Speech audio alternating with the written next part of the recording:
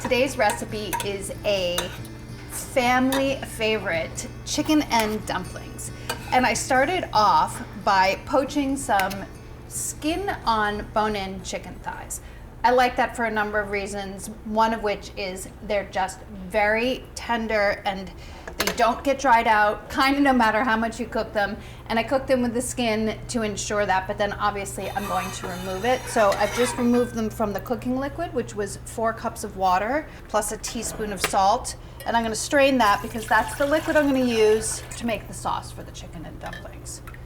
Once you strain it, you should have about 4 cups. And I'm just going to set that aside for now.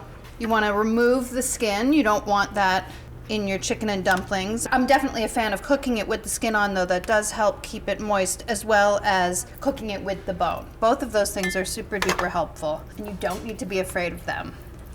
Very easy to make this. Okay, so you want to remove the bones and the skin. You get rid of the skin and bones and shred the meat into bite-sized pieces. I think the recipe calls for about 3 cups, and I started with 2 pounds of bone-in skin on thighs. So if you find that you have too much or something, you can always make chicken salad. It's great. Should be about the right amount though. Shred it up.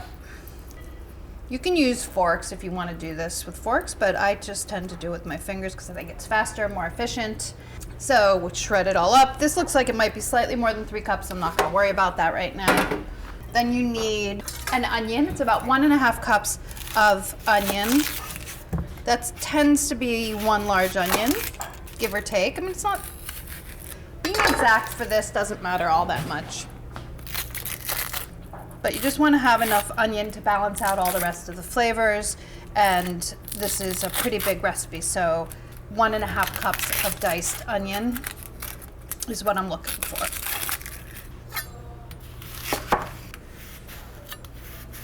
I don't think I'm going to need all of it. I'm definitely not going to, so I'm not going to cut it all up. Sometimes what I do if I have extra onion hanging around in my kitchen is I'll just cut it up and put it into a jar so I can use it later. You can freeze it if you want to, or I just take the piece of onion and put it into a glass container and put that in my refrigerator. I do it in glass so that it doesn't give the flavor of the onion to the plastic, which is very hard to get rid of. 1 celery stalk. I like to balance out the flavors in my mirepoix. I mean, it's pretty classic onion, carrot, celery, and I'm using all 3 of those. I have a tendency not to love celery very much. I think it's a very strong flavor, but for lack of a better word, the vegetal notes that you get balances out the sweetness from the carrots and the onions, and I think it's important. You need about 1/2 cup of celery. This recipe also uses parsley in 3 different places. You use it in the filling, you use it in the dumplings, and then a little bit to garnish if you like. So I'm going to chop up a bunch of cleaned and dried flat leaf parsley. So much stuff on my board. This is like classic, don't do it. Don't crowd your board. So keep your board nice and clean. And it's much easier to work, and you won't hurt yourself. You know what I'm going to do? I'm going to start sauteing my onion while I chop my parsley. That seems like a good use of time. You want to use a wide, straight-sided pan, or this is a brazier to cook this in. You need this is about 14 inches across, 12 or 14 inches, and a couple inches deep. Melt 4 tablespoons of butter. And once that melts, you can add your onions, celery, carrots. This is 3 carrots, about 1.25 cups of diced carrot. If you use your time efficiently, cooking takes a lot less time. So I always like to be prepping while I'm doing other tasks. So I want to be sauteing my onion and carrots and celery while I'm doing something else. Add your celery, onions, and carrot. You want to saute that until the onion gets translucent. Also add an 8-ounce potato, or 8 ounces total of potato. I use white potatoes. It's about 1 cup as well. 1.25 teaspoons of thyme, and some salt and pepper. You're just looking to get the onions translucent here. That'll take about 3 to 5 minutes, depends on how hot your stove is. To thicken the broth for your chicken and dumplings, you need some flour. This is a 1/4 cup of flour. Sprinkle over your vegetables and stir well to incorporate and cook off the raw flavor. That should only take about 30 seconds. It should just stop smelling raw. And I know that that doesn't really mean anything unless you're standing over the stove, but once you are, you'll know what I mean.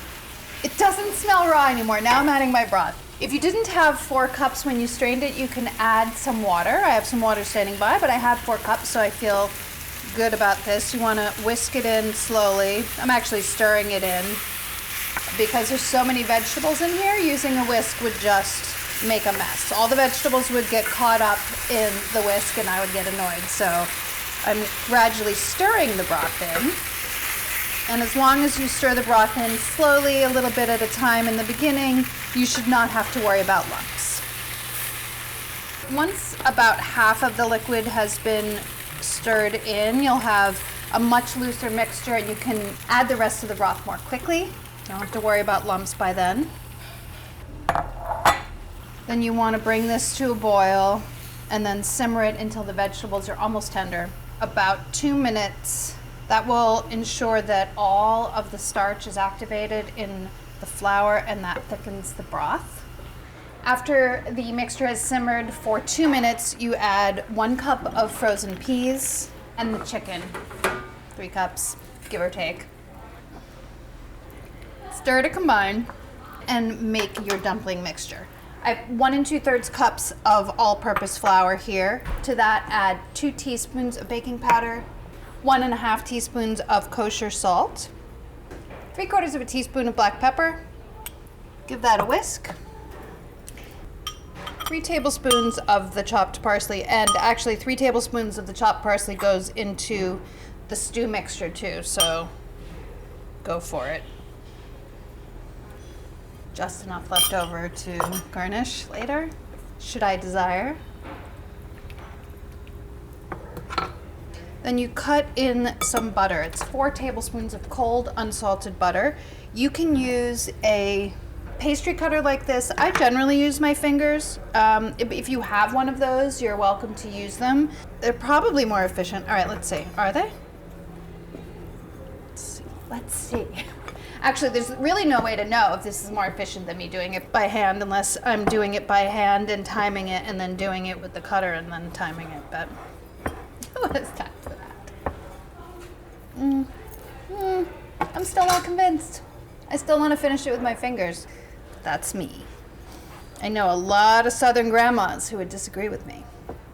Then you stir in 3/4 of a cup of milk. I usually use a fork for this. And you have your dumpling batter. You can make dumplings like this that are sweet and put them on top of fruit mixtures on top of the stove. That's called a grunt. Those are fun. Basically the same thing, but with sugar. Once all the liquid's combined, I like to use 2 spoons to spoon this on top of the mixture. I divide it into about 8 and then spoon it right on top of the simmering liquid. And you'll see that they seem like they're not that big, but they expand a lot as they steam, which takes about 10 minutes covered. There's a little bit left, so fine. I'll do 9.